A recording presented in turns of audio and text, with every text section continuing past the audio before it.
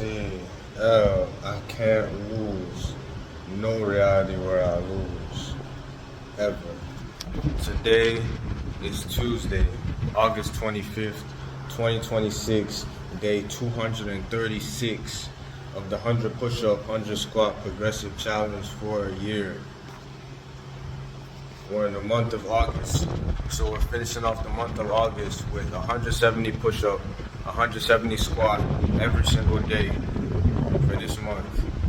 Then from September, we're going to 180 push-up, 180 squat every single day for the month of September.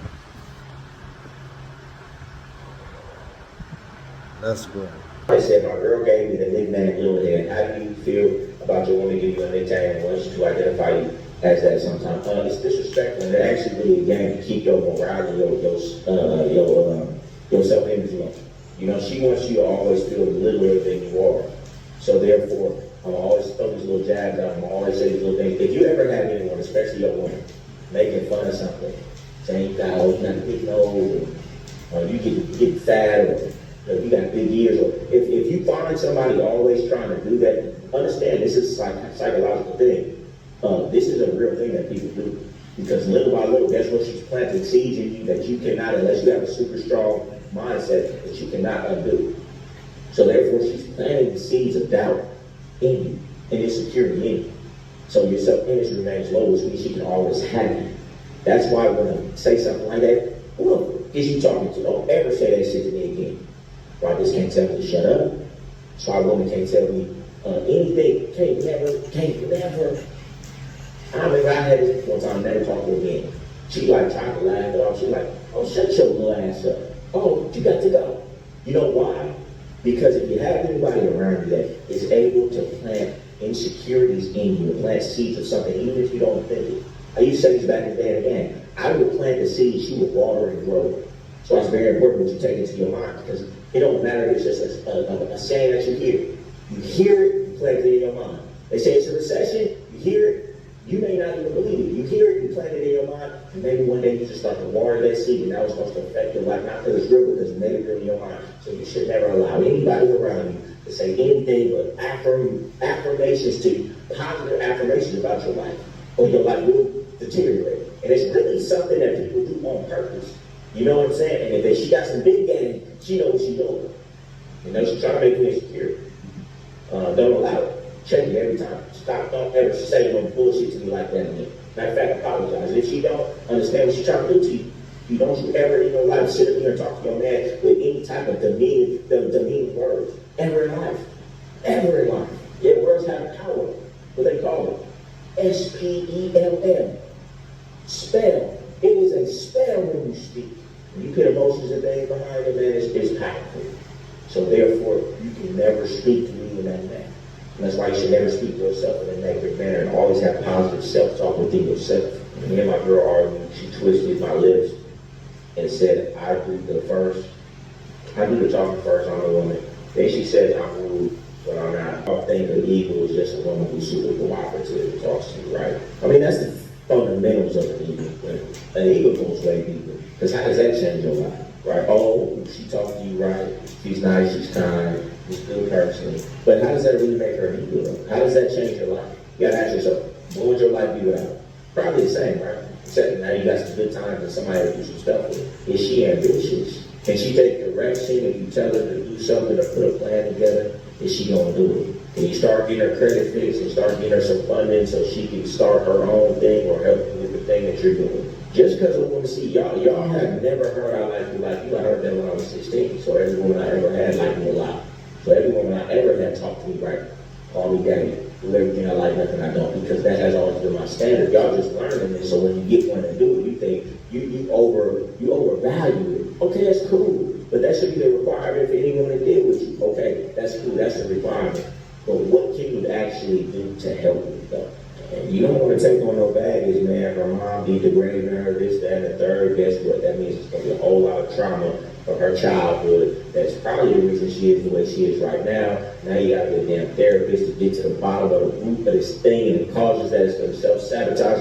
It feels good when you get your first broad that do everything you like and nothing that you don't. But when you live long enough with this philosophy, you realize that's the only one that that you accept, so that's the only reason when you go 10, 15, 20 years, you make a plethora of them, so it's not that impressive. Now you start looking for something deeper as well. It's like y'all be trying so hard to save them, right? Because it's the first one you got that like you a lot, because you just started getting this information. Man, it's a minimum who gonna act like that for you if that's what you require. You only dealing with the women who like you, you always elevating them. So then you're gonna find that on a regular basis, and you can find one that don't got all of this drama and trauma and shit in her life that you want to fix. But at the same time, you know, it's pros and cons.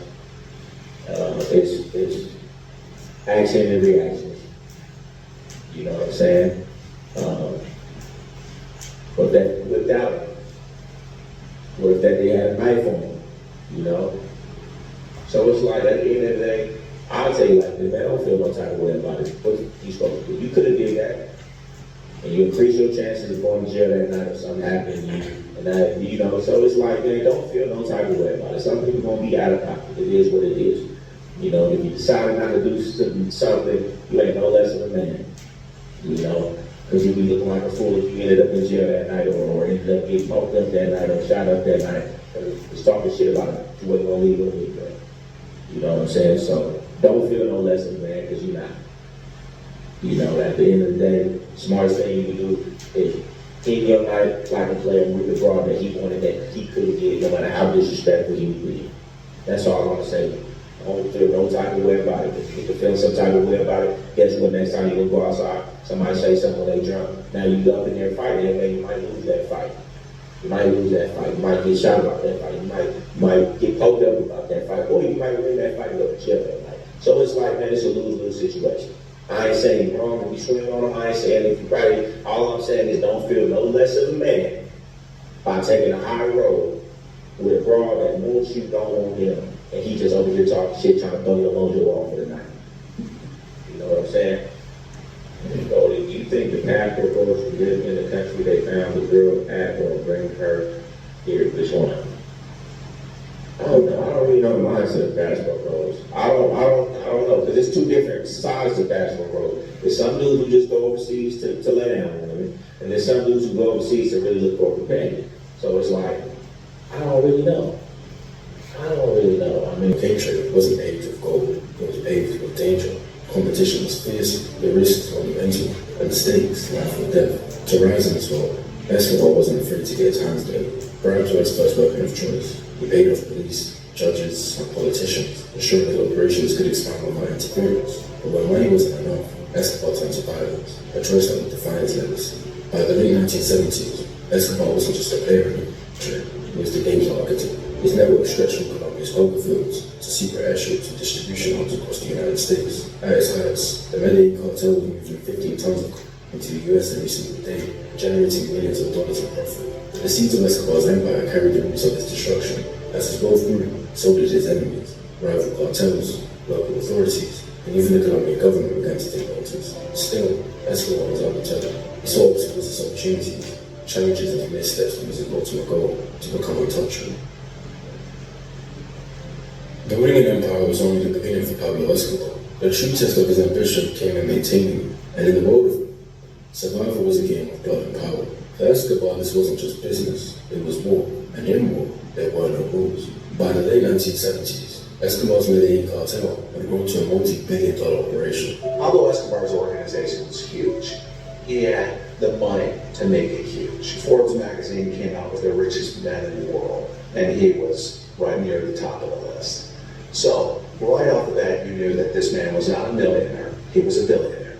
The success came with enemies. Rival cartels, rebellious associates, and law enforcement threatened his growing empire.